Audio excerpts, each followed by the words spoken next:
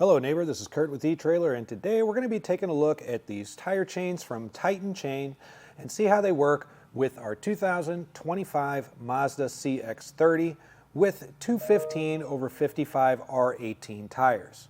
Now these tire chains from Titan are considered assisted tensioning, meaning that they have a built-in tensioner with it here that can be used, with these loops to just create that tightness and keep them snug up against our tires. They're going to be a nickel manganese alloy, which means they're going to be really corrosion resistant. It's going to help you out a lot, especially on roads where maybe they put some salt down or something like that. And they're a square link. And what a square link means is that each of these links here has a bit of an edge to it. And it's really going to help you out when it comes to ice and really getting a good grip through that deep snow. They are a Class S chain, meaning that they do have a low clearance because it is a pretty tight wheel well behind your wheel here on the CX-30. These are exactly the type of chains that are required by Mazda, and we also have them on our front wheel, which is another suggestion by Mazda. And these chains are also laid out in a diamond pattern. And what a diamond pattern means is that rather than just going straight across the tire like a ladder pattern would, these are going to crisscross into a center section, and what this means is that no matter where the tire rotates, you're always going to have chain contacting the road. And that's what that's really going to help us out with is not just starting and stopping, but it's going to help out a lot with that lateral side-to-side movement, and it's going to allow you to take some of those turns on those icy roads a bit easier.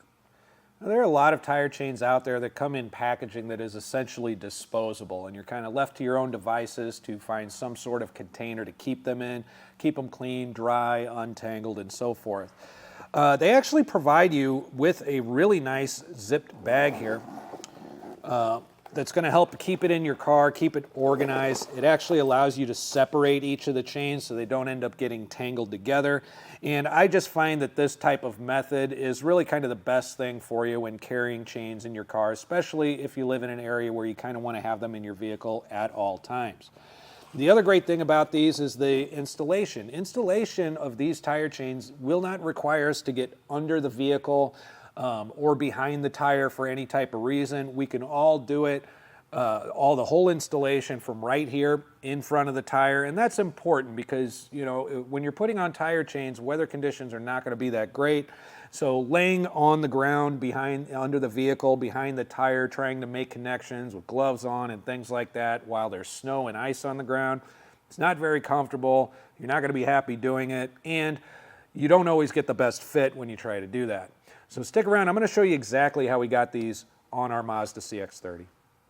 Now, before you install your chains on your tires, it's a good idea to kind of get them laid out flat on the ground just like this.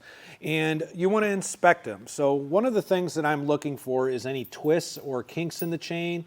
And if these are chains that I've used before, I'm also double checking to make sure there's no damage from before.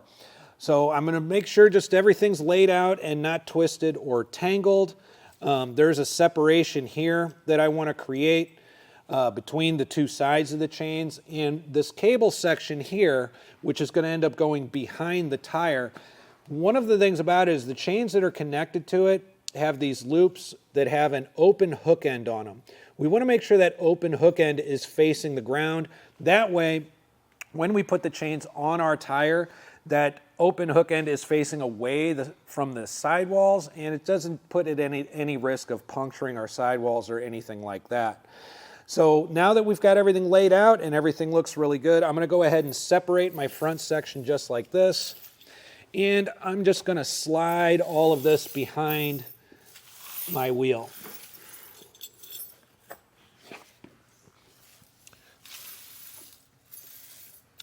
And as I bring it around to the front, I'm going to have that separated section with the tensioner right here. Just going to lay this out flat like it was before. And I'm going to bring this part around here as well.